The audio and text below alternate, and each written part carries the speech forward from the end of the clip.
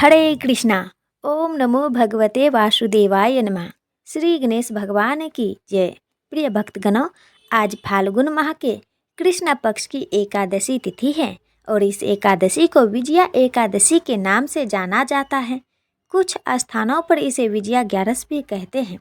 पद्म पुराण के अनुसार स्वयं भगवान श्री कृष्ण जी ने युधिष्ठिर को विजया एकादशी का महत्व बताते हुए कहा था कि मनुष्य के इस जन्म तथा पूर्व जन्म के समस्त पापों का नाश करने वाली विजया एकादशी उत्तम तिथि है। जो मनुष्य, स्त्री, पुरुष विजया एकादशी का व्रत रखते हैं और इस कथा को सुनते या पढ़ते हैं तो विकट से भी विकट परिस्थिति में उनकी जीत सुनिश्चित हो जाती है। उनके शत्रु विरोधी का समन हो जाता है और विभिन्न प्रकार का ऐश्वर्य मिलता है तथा उनकी सभी मनोकामनाएं पूर्ण होती हैं।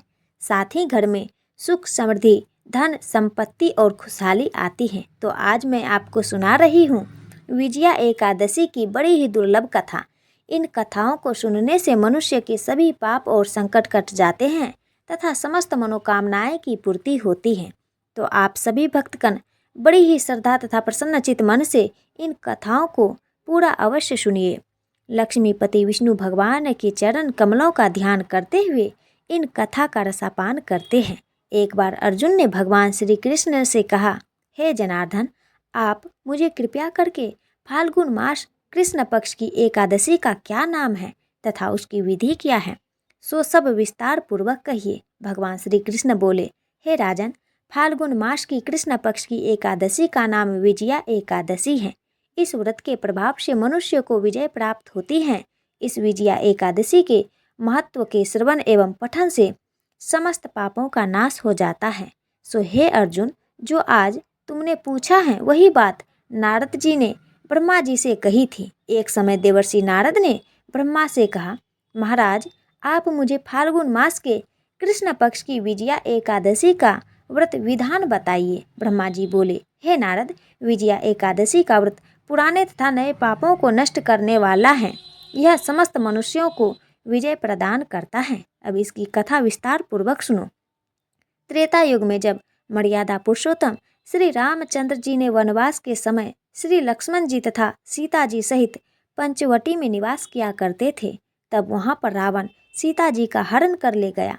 इस दुख से श्री रामचंद्र जी तथा लक्ष्मण जी अत्यंत ही व्याकुल हो गए और सीता जी की खोज में चल दिए। घूमते घूमते जब वे मरणासन जटायु के पास पहुँचे तो जटायु उन्हें सीता जी का वृतांत सुनाकर मृत्यु को प्राप्त हो गए। कुछ आगे जाकर उनकी सुग्रीव से मित्रता हो गई और उन्होंने बाली का वध किया। हनुमान जी ने लंका में जाकर सीता माता का पता लगाया और वहां से लौटकर श्री रामचंद्र जी से यह सब समाचार कहे।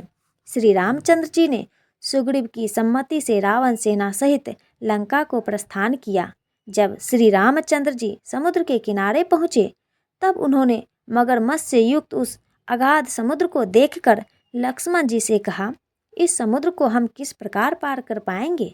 तब लक्ष्मण जी बोले, हे पुरुषोत्तम, आप आदि पुरुष हैं, सब कुछ जानते हैं। यहाँ के आधा योजन दूर पर कुमारी द्वीप में वक्तालभ्य नाम के तेजस्वी मुनि रहते हैं। आप उनके पास जाकर उनसे उपाय पूछिए। लक्ष्मण जी के इस प्रकार के वचन सुनकर श्री रामचंद्र जी वक्तालभ्य मुनि के पास गए और उनको प्रणाम करके बैठ गए। मुनि उनको पहचान गए। उन्होंने मनुष्य का रूप धारण किए मर्यादा पुरुषोत्तम श्री रामचंद्र जी से पूछा, हे राम, आपका आना कैसे हुआ। रामचंद्र जी कहने लगे, हे ऋषिवर, मैं अपनी सेना सहित यहाँ आया हूँ और राक्षसों को जीतने के लिए लंका जा रहा हूँ। आप कृपया करके समुद्र पार करने का कोई उपाय बताइए। वक्तालभ्य ऋषि बोले, हे राम, फाल्गुन मास के कृष्ण पक्ष की एकादशी का व्रत करने से निश्चित ही आपकी विजय होगी। साथ ही आप समुद्र भी अवश्य पार कर लेंगे।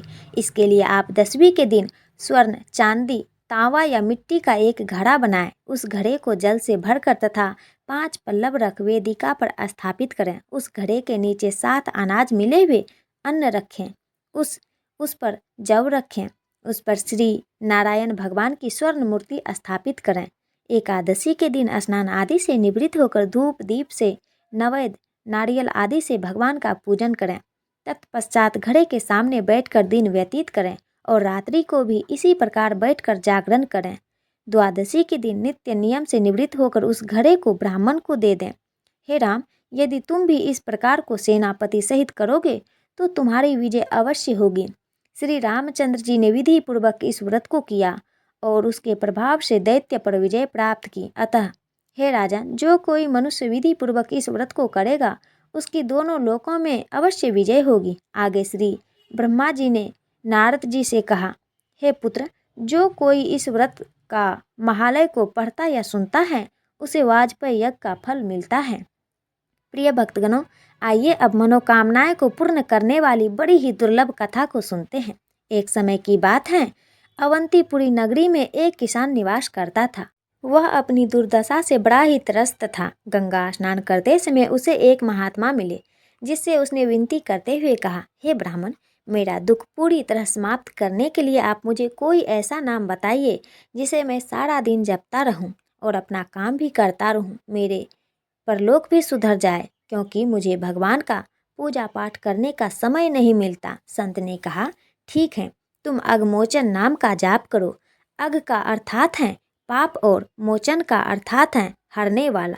अघमोचन नाम का जप करने से तुम्हारे सभी पाप नष्ट हो जाएंगे। हे पुत्र, अघमोचन नाम का दिन रात जाप किया करो। प्रिय भक्तगणों, अब इस प्रकार वह किसान नहा धोकर अपने घर के लिए निकल पड़ा और सीधा साधा किसान रास्ते में जाते समय अघमोचन अघमोचन नाम रटते हुए जा रहा था। लेकिन कुछ देर बाद भूल गया और घमोचन नाम रटने लगा। अब दिन रात वह घमोचन रटता रहता था। एक दिन भगवान विष्णु भोजन करते हुए मुस्कुरा रहे थे तो माँ लक्ष्मी ने इसका कारण पूछा। भगवान विष्णु कहने लगे, हे प्रिय लक्ष्मी, मेरा एक भक्त मेरा ऐसा नाम रट रहा है जिसका शास्त्रों में कोई वर्णन ही नहीं है, लेकिन नाम चाहे वह गलत ही ले रहा हो, लेकिन उसका मन मेरी ओर ही लगा हुआ है। उसके मन में मेरी ही छवि है। उसका गलत नाम लेने के कारण ही मेरे मुख पर मुस्कान है। माँ लक्ष्मी कहने लगी कि हे भगवान, हे कमल नयन, आपको लगता है कि यह आपका सच्चा भक्त है, तो चलो इसकी परीक्षा लेते हैं। विष्णु जी कहने लगे कि लक्ष्मी, अगर तुम्हारी ऐसी ही इच्छा है तो धरती पर चलते हैं। दोनों ने साधारण से स्त्री पुरुष का रूप धारण किया और किसान के खेत के पास पहुँचे। भगवान विष्णु कहने लगे, लक्ष्मी, परीक्षा तुम्हें ही लेनी है, इसलिए तुम किसान के पास जाओ। किसान के खेत के पास कुछ गड्ढे बने हुए थे, तो विष्णु जी कहने लगे कि मैं उसमें जाकर छिप जाता हूँ, तुम जाकर उस किसान की परीक्षा ले लो। माँ लक्ष्मी उस किसान के पास गई और बार बार उससे पूछने लगी कि किसका नाम जप रहे हो। प्रिय भक्तों, किसान था तो थोड़ा मुंह फटा था, लेकिन फिर भी चुप रहा, इसलिए कि मेरे ध्यान में किसी प्रकार का कोई विघ्न ना पड़ जाए। वह घमोचन नाम रटता रहा। लक्ष्मी जी ने पूछना बंद नहीं किया, पूछती ही रही। उन्होंने फिर कहा, किसका नाम जप रहे हो। अब तो किसान को गुस्सा आ गया। वह खींच कर कहने लगा, तेरे भरदार पति का नाम जप रहा हूँ। अब तो लक्ष्मी जी सोचने लगी कि शायद किसान मुझे पहचान लिया। लक्ष्मी जी फिर से पूछती हैं, अगर मेरे भरदार का नाम जप रहे हो तो कहाँ है मेरा भरदार। किसान और गुस्से में बोला, यही होगा किसी गड्ढे में, जाओ ढूंढ लो। माँ लक्ष्मी ने विष्णु भगवान को पुकारा कि प्रभु बाहर आ जाओ, यह तो सचमुच में आपका सच्चा भक्त है।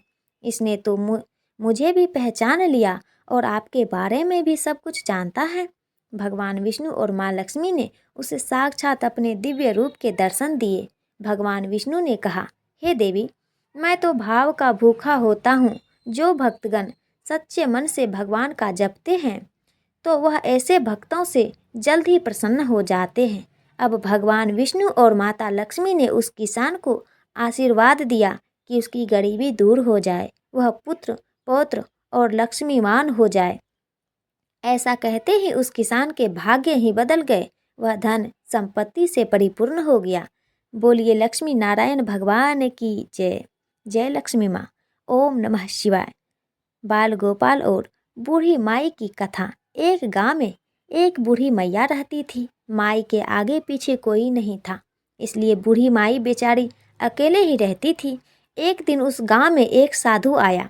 बूढ़ी माई ने साधु का बहुत ही प्रेम पूर्वक आदर सत्कार किया। जब साधु जाने लगे तो बूढ़ी माई ने कहा, महाराज जी, आप तो ईश्वर के परम भक्त हैं, कृपया करके मुझे ऐसा आशीर्वाद दीजिए जिससे मेरा अकेलापन दूर हो जाए। अकेले रह रह कर अब ऊब चुकी हूँ। प्रिय भक्तों, साधु ने मुस्कुराते हुए अपनी झोली में से बाल गोपाल की एक मूर्ति निकाली और बूढ़ी माई को देते हुए कहा, माई, ये लो, आपका बालक है, इसका अपने बच्चे की तरह प्रेम पूर्वक लालन पालन करती रहना। अब क्या था, बुढ़िया माई बड़े ही लाड प्यार से ठाकुर जी का पालन पोषण करने लगी। एक दिन गांव के कुछ शरारती बच्चों ने देखा कि माई मूर्ति को अपने बच्चे की तरह लाड कर रही है, दुलार रही है। नटखट बच्चों को माई से हंसी मजाक करने की सूझी। उसने माई से कहा, अरे मैया सुनो, आज गांव में जंगल में एक भेड़िया घुस आया है जो छोटे बच्चों को पकड़कर उठा ले जाता है और मार कर खा जाता है। तू अपने लाल का ख्याल रखना, कहीं भेड़िया इसे उठाकर ना ले जाए। अब देखिए, बुढ़िया माई ने अपने बाल गोपाल को उस समय कुटिया में विराजमान कर दिया और स्वयं छड़ी लेकर दरवाजे पर पहरा लगाने के लिए बैठ गई। अपने लाल को भेड़िए से बचाने के लिए बुढ़िया माई भूखी प्यासी दरवाजे पर पहरा देती रही। पहरा देते देते एक दिन बीता, फिर दूसरा दिन बीता, तीसरा दिन, चौथा दिन और पांचवा दिन बीत गया। बुढ़िया माई 5 दिन और 5 रात लगातार बगैर पलके झपकाए भेड़िए से अपने बाल गोपाल की रक्षा के लिए पहरा देती रही। उस भोली भाली मैया का यह स्वभाव देखकर ठाकुर जी का हृदय प्रेम से भर गया। अब ठाकुर जी को मैया के प्रेम का प्रत्यक्ष रूप से आस्वादन दे करने की इच्छा हुई। भगवान बहुत ही सुंदर रूप धारण करके वस्त्र आभूषण से सुसज्जित होकर माई के पास आए। ठाकुर जी के पाँव की आहट पाकर माई डर गई कि कहीं दुष्ट भेड़िया तो नहीं आ गया मेरे लाल को उठाने। माई ने लाठी उठाई और भेड़िया को भगाने के लिए उठ खड़ी हुई। तब कृष्ण मुरारे ने कहा, मैया, मैं हूँ, मैं तेरा वही बालक हूँ जिसकी तुम रक्षा करती हो। माई ने कहा, क्या, चल हट, तेरे जैसे बहुत देखे हैं, तेरे जैसे सैकड़ों अपने लाल पर न्योछावर कर दूं। अब ऐसे मत कहियो, चल भाग जा यहाँ से। ठाकुर जी मैया के इस भाव और एक निष्ठ को देखकर बहुत ही प्रसन्न हो गई। ठाकुर जी मैया से बोले, अरे मेरी भोली मैया, मैं त्रिलोकी नाथ भगवान हूँ, मुझसे जो चाहो वर मांग लो, मैं तेरी भक्ति से प्रसन्न हूँ। बुढ़िया माई ने कहा, हे भगवान, आप हैं, मैं पहचान नहीं सकी। अच्छा, आप भगवान हैं तो मैं आपको 100 बार प्रणाम करती हूँ। कृपया कर मुझे यह वरदान दीजिए कि मेरे प्राण प्यारे लाल को भेड़िया ना ले जाए। अब ठाकुर जी और ही ज़्यादा प्रसन्न होकर बोले, तो चल मैया, मैं तेरे लाल को और तुझे अपने निज धाम ले चलता हूँ, वहाँ भेड़िया का कोई भय नहीं। इस तरह प्रभु बुढ़िया माई को अपने निज धाम ले गए कि हमें अपने अंदर बैठे ईश्वर अंश की काम, क्रोध, लोभ, मोह और अहंकार रूपी भेड़िए से रक्षा करनी चाहिए। जब हम पूरी तरह से तन्मय होकर अपनी पवित्रता और शांति की रक्षा करते हैं तो एक ना एक दिन ईश्वर हमें दर्शन जरूर देते हैं। भगवान को पाने का सबसे सरल मार्ग है भगवान को प्रेम करो, निष्काम प्रेम, जैसे बुढ़िया माई ने किया। प्रिय भक्तगणों, अब आइए सुनते हैं मोक्ष प्रदान करने वाली और सभी सुखों को देने वाली कथा। नारद जी ने एक बार भोलेनाथ की स्तुति करके पूछा, प्रभु, आपको प्रसन्न करने के लिए सबसे उत्तम और सुलभ साधन क्या है? हे त्रिलोकीनाथ, आप तो निर्विकार और निष्काम हैं, आप सहज ही प्रसन्न हो जाते हैं। फिर भी मेरी जानने की इच्छा है कि आपको क्या प्रिय है। शिव जी बोले, नारद जी, वैसे तो मुझे भक्त के भाव सबसे प्यारे हैं, फिर भी आपने पूछा है तो आपको बताता हूँ। मुझे जल के साथ बिल्व पत्र बहुत ही प्रिय है। जो अखंड और बिल्व पत्र मुझे श्रद्धा से अर्पित करते हैं, मैं उन्हें अपने लोक में स्थान देता हूँ। प्रिय भक्तों, उसी समय नारद जी भगवान शंकर और माता पार्वती की वंदना करके अपने लोक को चले गए। उनके जाने के पश्चात पार्वती जी ने शिव जी से पूछा, हे प्रभु, मेरे यह जानने की बड़ी ही उत्कृष्ट इच्छा हो रही है कि आपको बेलपत्र इतने प्रिय क्यों हैं। प्रभु कृपया करके मेरी जिज्ञासा शांत करें। शिव जी बोले, हे देवी, बिल्व के पत्ते मेरी जटा के समान हैं, जिसका त्रिपत्र यानी 3 पत्ते ऋग्वेद, यजुर्वेद, सामवेद हैं। शाखाएं समस्त शास्त्र का स्वरूप हैं। बिल्व वृक्ष को आप पृथ्वी का कल्प वृक्ष समझो, जो ब्रह्मा विष्णु शिव स्वरूप हैं। हे पार्वती, स्वयं महालक्ष्मी ने शैल पर्वत पर बिल्व रूप में जन्म लिया था। इस कारण भी बेल का वृक्ष मेरे लिए अति प्रिय है। महालक्ष्मी ने बिल्व का रूप धरा, यह सुनकर पार्वती जी कौतूहल में पड़ गई। पार्वती जी कौतूहल से उपजी जिज्ञासा को रोक नहीं पाई। उन्होंने पूछा, देवी लक्ष्मी ने आखिर बिल्व का रूप क्यों लिया? आप यह कथा विस्तार से कहें। भोलेनाथ ने देवी पार्वती को कथा सुनाने शुरू कर दी। हे देवी, सतयुग में ज्योति रूप में मेरे अंश का रामेश्वर लिंग था। ब्रह्मा आदि देवों ने उसका विधि पूर्वक पूजन अर्चना किया था। उसका परिणाम यह हुआ कि मेरे अनुग्रह से वाणी देवी सबकी प्रिय हो गई। वह भगवान विष्णु की सतत प्रिया हो गई। मेरे प्रभाव से भगवान केशव के मन में भाग्य देवी के प्रति जितनी प्रीति उपजी हुई, वह स्वयं लक्ष्मी को नहीं भाई। देवी लक्ष्मी का श्री हरि के प्रति मन में कुछ दुराव पैदा हो गया। वह चिंतित और रुष्ट होकर चुपचाप परम उत्तम श्री शैल पर्वत पर चली गई। वहां उन्होंने तप करने का निर्णय किया और उत्तम स्थान का चयन करने लगी। महालक्ष्मी ने उत्तम स्थान का निश्चय करके मेरे लिंग विग्रह की उग्र तपस्या आरंभ कर दी। उनकी तपस्या कठोरतम होती जा रही थी। हे परमेश्वरी, कुछ समय बाद महालक्ष्मी जी ने मेरे लिंग विग्रह से थोड़ा उद्धव में वृक्ष का रूप धारण कर लिया। उसने पत्तों और पुष्प द्वारा निरंतर मेरा पूजन करने लगी। इस तरह महालक्ष्मी ने कोटि वर्ष अर्थात 1 करोड़ वर्ष तक घोर आराधना की। अंत में उन्हें मेरा अनुग्रह प्राप्त हुआ। मैं वहां प्रकट हुआ और देवी से इस घोर तप की आकांक्षा पूछकर वरदान देने को तैयार हुआ। महालक्ष्मी ने मांगा कि हे प्रभु, श्री हरि के हृदय में मेरे प्रभाव से वाग्य देवी के लिए जो स्थान स्नेह हुआ है वह समाप्त हो जाए। शिव जी बोले, मैंने महालक्ष्मी को बहुत समझाया कि श्री हरि के हृदय में आपके अतिरिक्त किसी और के लिए कोई प्रेम नहीं है। बाग देवी के प्रति उनका प्रेम नहीं अपितु श्रद्धा है। यह सुनकर लक्ष्मी जी प्रसन्न हो गई और पुनः श्री विष्णु के हृदय में स्थित होकर निरंतर उनके साथ विहार करने लगी। हे पार्वती, महालक्ष्मी के हृदय का एक बड़ा विकार इस प्रकार दूर हुआ था। इस कारण हरिप्रिया उसी बिल्व रूप में सर्वदा अतिशय भक्ति से भरकर यत्नपूर्वक मेरी पूजा करने लगी। हे पार्वती, इसी कारण बिल्व का वृक्ष, उनके पत्ते, फल, फूल आदि मुझे बहुत प्रिय हैं। मैं निर्जन स्थान में बिल्व वृक्ष का आश्रय लेकर रहता हूँ। बिल्व वृक्ष को सदा सर्वतीर्थम एवं सर्वदेवम मानना चाहिए, इसमें तनिक भी संदेह नहीं है। बिल्व वृक्ष, बिल्व पत्र, बिल्व फूल, बिल्व वृक्ष अथवा बिल्व काष्ठ के चंदन से जो मेरा पूजन करता है वह भक्त मेरा प्रिय है। बिल्व वृक्ष को शिव के समान ही समझो। वह मेरा शरीर है। जो बिल्व पर चंदन से मेरा नाम अंकित करके मुझे अर्पण करता है, मैं उसे सभी पापों से मुक्त करके अपने लोक में स्थान देता हूँ। हे देवी, उस व्यक्ति को स्वयं लक्ष्मी जी भी नमस्कार करती हैं जो बिल्व से मेरा पूजन करते हैं। जो बिल्व मूल में प्राण छोड़ता है उसको रुद्र देह प्राप्त होता है। मेरी पूजा के लिए बेल के उत्तम पत्तों का ही प्रयोग करना चाहिए। एक बार प्रेम से बोलिए, पार्वती पते हर हर महादेव, विष्णु भगवान की जय। जय लक्ष्मी माँ। ओम नमः शिवाय। प्रिय भक्तगणों, भगवान विष्णु कहते हैं कि अहंकार की वजह से मान सम्मान, प्रसिद्ध, योग, योग्यता, परिश्रम पर बुरा असर होता है। जीवन में सुख, शांति और सफलता पाना चाहते हैं तो किसी भी बात का घमंड ना करें। बोलिए हरे कृष्णा। ओम नमः शिवाय। आगे आप सुनिए भक्त को भगवान से जोड़ने वाली तथा मोक्ष देने वाली यह पौराणिक कथा। एक बार की बात है, देवर्षि नारद जी के मन में यह अभिमान पैदा हो गया था कि वे ही भगवान विष्णु के सबसे बड़े भक्त हैं। वे सोचने लगे, मैं रात दिन भगवान विष्णु का गुणगान करता हूँ, फिर इस संसार में मुझसे बड़ा भक्त और कौन हो सकता है। किंतु पता नहीं श्री हरि मुझे ऐसा समझते हैं या नहीं। यह विचार करके नारद भगवान विष्णु के पास क्षीर सागर में पहुँचे और उन्हें प्रणाम किया।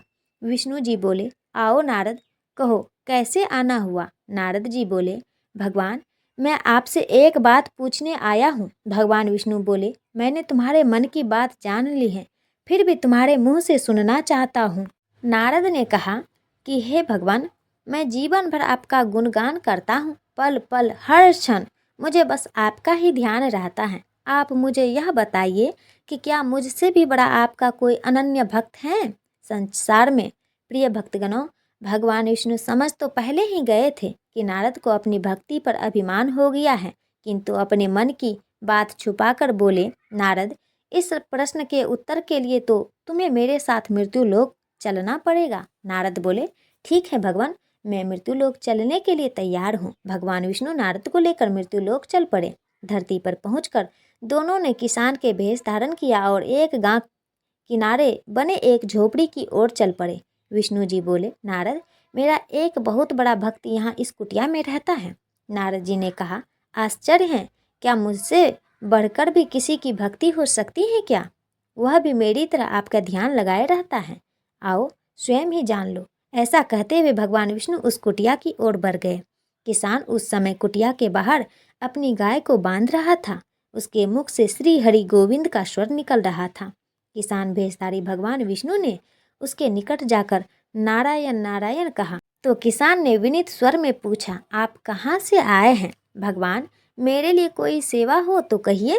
किसान भेषधारी भगवान विष्णु ने कहा, हम नगर जा रहे हैं, पर अंधेरा घिरने लगा है, वन में जंगली पशुओं का डर है, इसलिए रात भर आश्रय चाहते हैं। किसान ने प्रसन्न भाव से कहा, मेरे कुटिया में आपका स्वागत है। हे महात्मा, जो रूखा सूखा घर में है आपके लिए हाजिर है। भगवान ने मुझे आप लोगों की सेवा करने का अवसर दिया है, बड़ी कृपा है उनकी। बाहर दलान में एक खटिया पर दोनों को बिठाकर किसान अंदर चला गया और अपनी पत्नी से कहा, देवी दो अतिथि आए हैं। किसान की पत्नी उस समय अपने बच्चों को भोजन परोस रही थी। धीरे से आवे का बर्तन दिखाते हुए बोली, घर में इतना सा ही आटा है और यह बच्चे और भोजन मांग रहे हैं। किसान बोला, कोई बात नहीं, हम अतिथियों को भर पेट भोजन कराएंगे, तुम बच्चों को आज काजी बनाकर पिला देना। नारद और भगवान विष्णु ने उन दोनों का सारा वार्तालाप सुना, फिर भी परीक्षा के लिए भोजन की थाली पर बैठ गए। जब दोनों भरपेट भोजन कर चुके तो नारद सोचने लगे कि यह सीधा साधा ग्रस्त भगवान का सबसे बड़ा भक्त कैसे हो सकता है। उधर श्रीहरि ने किसान से और उसके भोजन लाने की फरमाइश कर दी। बोले, मेरा पेट अभी नहीं भरा, क्या और भोजन मिलेगा? किसान रसोई घर में गया और जाकर पत्नी से पूछा, कुछ और भोजन बचा है क्या? पत्नी बोली, बच्चों के लिए काजी बनाई है, बस वही शेष है। भगवान विष्णु और नारद जी वह भी पी गए। किसान और उसके परिवार को भूखे ही सोना पड़ा। भूखे बच्चों माँ का आंचल थाम कर कहने लगे, माँ नींद नहीं आ रही है, मुझे बड़े जोर की भूख लगी है। पिताजी ने उस अतिथि को काजी भी क्यों पिला दी? किसान ने बच्चे के सर पर हाथ फेरते हुए कहा, अतिथि को भोजन कराना स्वयं भगवान विष्णु को भोग लगाने के समान है बेटा। बाहर दालान में दोनों अतिथि अलग अलग बिस्तरों पर लेटे हुए थे। भगवान विष्णु ने कहा, तुमने सुना नारद, किसान और उसके परिवार को भोजन नहीं मिला, फिर भी वह मेरे गुणगान कर रहे हैं। नारद जी ने कहा, यह तो कुछ भी नहीं है भगवान, मैं तो कई कई दिनों तक भूखे रहकर आपका स्मरण किया है। अगले दिन सुबह उन्होंने देखा कि किसान भगवान विष्णु की मूर्ति के सामने कह रहा था, गोविंद हरि हरि, तुम सदा मेरे मन में बसे हो, बस मुझे कुछ और नहीं चाहिए। फिर दोनों अतिथियों से बोला, हरि की बड़ी कृपा है, वही जग का रखवाला है। प्रभु की दया से रात को कोई कष्ट तो नहीं हुआ। जब तक आप चाहें तब तक आप दोनों यहाँ रहें, मैं खेत पर जा रहा हूँ। किसान भेषधारी श्रीहरि बोले, हम भी तुम्हारे साथ चलेंगे, यदि तुम्हें कोई आपत्ति ना हो तो। नारद और विष्णु भगवान किसान के साथ उसके खेत पर चले गए। किसान बोला, यही है अपना खेत, अब मैं अपना काम करूँगा। नारद जी बोले, तुम तो सत्पुरुष हो, भगवान के बड़े भक्त हो, हर घड़ी उनका नाम लेते रहते हो। किसान बोला, अरे कहाँ, काम से जब भी थोड़ा बहुत समय निकलता है तभी उनका नाम लेता हूँ। नारद ने पूछा, कब कब मिलता है समय? किसान बोला, सुबह उठता हूँ तब, रात को सोता हूँ तब, और दिन में जब भी काम से समय मिलता है तब। नारद जी ने कहा, ओह समझा।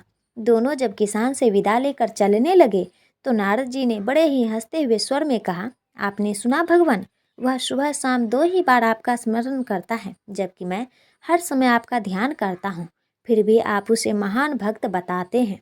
नारद की बात सुनकर श्रीहरि चुप रहे, किंतु मन ही मन उन्होंने कहा, कारण भी जान जाओगे नारद।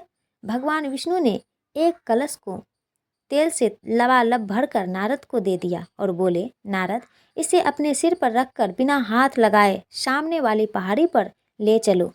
ध्यान रहे इस कलश में रखे तेल की एक भी बूंद जमीन पर गिर ना पाए। नारद जी बोले, यह कार्य सहज तो नहीं है। यह कहकर नारद जी कलश सिर पर रख लिया और पहाड़ी की ओर चल दिए। नारद पहाड़ी तक गए और लौट आए। विष्णु भगवान बोले, लौट आए नारद, ठीक है, अब यह बताओ कि इतनी दूरी जाने और आने में तुमने कितनी बार मेरा स्मरण किया है। नारद जी बोले, एक बार भी नहीं भगवान, करता भी कैसे, मेरा सारा ध्यान तो तेल और कलश की तरफ लगा हुआ था। तब तुम ही सोचो नारद, यह किसान दिन भर कठिन परिश्रम करता है, फिर भी 2-4 बार मेरा स्मरण जरूर करता है, और तुम एक बार भी मेरा स्मरण नहीं कर पाया। प्रिय भक्तगणों, विष्णु भगवान की बात सुनकर नारद जी की आंखें खुल गए। वह श्री हरि भगवान विष्णु के चरणों में गिरकर बोले, हे प्रभु, हे दयानिधि, मैं मान गया प्रभु, जो संसार के झंझट में काम धंधों में रहकर भी आपका स्मरण करते हैं, वही सबसे बड़े भक्त हैं। मैं मानता हूँ कि कर्म करने वाले व्यक्ति ही भगवान को जब याद करते हैं तो समझो वे भगवान के अनन्य भक्त हैं। ऐसा कहकर नारद जी वहाँ से नारायण नारायण कहते हुए अपने ब्रह्मलोक को चले गए। तो एक बार प्रेम से बोलिए श्री विष्णु भगवान की जय। जय हो लक्ष्मी माँ। हे भगवान विष्णु, आप अपने सभी भक्त गणों पर कृपा दृष्टि बनाए रखें, उन्हें धन सौभाग्य सुख की प्राप्ति कराना। हरे कृष्णा। मधुराष्टकम स्तोत्र। अधरं मधुरं वदनं मधुरं नयनं मधुरं हसितं मधुरं हृदयं मधुरं गमनं मधुरं मधुराधिपतिरखिलं मधुरं वचनं मधुरं चरितं मधुरं वसनं मधुरं बलितं मधुरं चलितं मधुरं भ्रमितं मधुरं मधुराधिपतिरखिलं मधुरं वेणुमधुरो रेणुमधुरः पाणि मधुरः पादो मधुरो नित्यं मधुरं सङ्ख्यं मधुरं मधुराधिपतिरखिलं मधुरं गीतं मधुरं पीतं मधुरं भक्तं मधुरं सूक्तं मधुरं रूपं मधुरं तिलकं मधुरं मधुराधिपतिरखिलं मधुरं कर्णं मधुरं तरणं मधुरं हरणं मधुरं रमणं मधुरं बलितं मधुरं सलितं मधुरं मधुराधिपतिरखिलं मधुरं गुञ्जा मधुरा माला मधुरा यमुना मधुरा वीची मधुरा सलिलं मधुरं कमलं मधुरं मधुराधिपतिरखिलं मधुरम् गोपी मधुरा लीला मधुरा युक्ता मधुरा मोक्ता मधुरः दृष्टं मधुरं सृष्टं मधुरं मधुराधिपतेरखिलं मधुरं गोपा मधुरा गोवा मधुरा यष्टि मधुरा सृष्टि मधुरा दलितं मधुरं फलितं मधुरं मधुराधिपतिरखिलं मधुरम् अधरं मधुरं वदनं मधुरं नयनं मधुरं हसितं मधुरं हृदयं मधुरं गमनं मधुरं मधुराधिपतिरखिलं मधुरम् ओम माधवाय नमः। प्रिय भक्तों, अब आइए सुनते हैं एकादशी माता की आरती। प्रेम से बोलिए एकादशी माता की जय। ओम जय एकादशी जय एकादशी जय एकादशी माता। विष्णु पूजा व्रत को धारण कर सकती मुक्ति पाता। ओम एकादशी जय एकादशी माता। विष्णु पूजा व्रत को धारण कर सकती मुक्ति पाता। तेरे नाम गिनाओ देवी भक्ति प्रदान करनी। गण गौरव की देनी माता शास्त्रों में वर्णी। ओम जय एकादशी माता। विष्णु पूजा व्रत को धारण कर सकती मुक्ति पाता। मार्गशीर्ष के कृष्ण पक्ष की उत्पन्ना विश्व तारिणी जन्मी। शुक्ल पक्ष में हुई मोक्षदा मुक्तिदाता बन आई। ओम जय एकादशी माता। विष्णु पूजा व्रत को धारण कर सकती मुक्ति पाता। पौष के कृष्ण पक्ष की सफला नामक है। शुक्ल पक्ष में हो ये पुत्रदा आनंद अधिक रहे। ओम जय एकादशी माता। विष्णु पूजा व्रत को धारण कर शक्ति मुक्ति पाता। नाम सटतीला माघ मास में कृष्ण पक्ष आवे। शुक्ल पक्ष में जया कहावे विजय सदा पावे। ओम जय एकादशी माता। विष्णु पूजा व्रत को धारण कर शक्ति मुक्ति पाता। विजया फाल्गुन कृष्ण पक्ष में शुक्ला आमल की। पाप मोचनी कृष्ण पक्ष में चैत्र महाबल की। ओम जय एकादशी माता। विष्णु पूजा व्रत को धारण कर शक्ति मुक्ति पाता। चैत्र शुक्ल में नाम कामदा धन देने वाली। नाम बरुथनी कृष्ण पक्ष में वैशाख माह वाली। ओम जय एकादशी माता। विष्णु पूजा व्रत को धारण कर शक्ति मुक्ति पाता। शुक्ल पक्ष में हो य मोहिनी अपराजुष्ट कृष्ण पक्षी। नाम निर्जला सब सुख करनी शुक्ल पक्ष रखी। ओम जय एकादशी माता। विष्णु पूजा व्रत को धारण कर शक्ति मुक्ति पाता। योगिनी नाम आषाढ़ मास में जानो कृष्ण पक्ष करनी। देवशयनी नाम कहायो शुक्ल पक्ष धरनी। ओम जय एकादशी माता। विष्णु पूजा व्रत को धारण कर शक्ति मुक्ति पाता। काम का श्रावण मास में आवे कृष्ण पक्ष कहिए। श्रावण शुक्ला होय पवित्र आनंद से रहिए। ओम जय एकादशी माता। विष्णु पूजा व्रत को धारण कर शक्ति मुक्ति पाता। भाद्रपद कृष्ण पक्ष की परिवर्तिनी शुक्ला। इंद्रा अश्विन कृष्ण पक्ष में व्रत से भवसागर निकला। ओम जय एकादशी माता। विष्णु पूजा व्रत को धारण कर शक्ति मुक्ति पाता। पापांकुशा शुक्ल पक्ष में आप हरणहारी। रमा मास कार्तिक में आवे सुखदायक भारी। ओम जय एकादशी माता।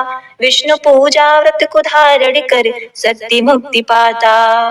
देवोत्थानी शुक्ल पक्ष की दुख नाशक मैया। पावन मास में करो विनती पार करो नैया। ओम जय एकादशी माता। विष्णु पूजा व्रत को धारण कर शक्ति मुक्ति पाता। परमा कृष्ण पक्ष में होती जन मंगल करनी। शुक्ल मास में होय पद्मिनी दुख दारिद्र हरणी। ओम जय एकादशी माता। विष्णु पूजा व्रत को धारण कर शक्ति मुक्ति पाता। जो कोई आरती एकादशी की भक्ति सहित गावे, जन रघुनाथ स्वर्ग का वासा निश्चय वह पावे। ओम जय एकादशी, जय एकादशी, जय एकादशी माता। विष्णु पूजा व्रत को धारण कर शक्ति मुक्ति पाता। ओम नमो भगवते वासुदेवाय नमः।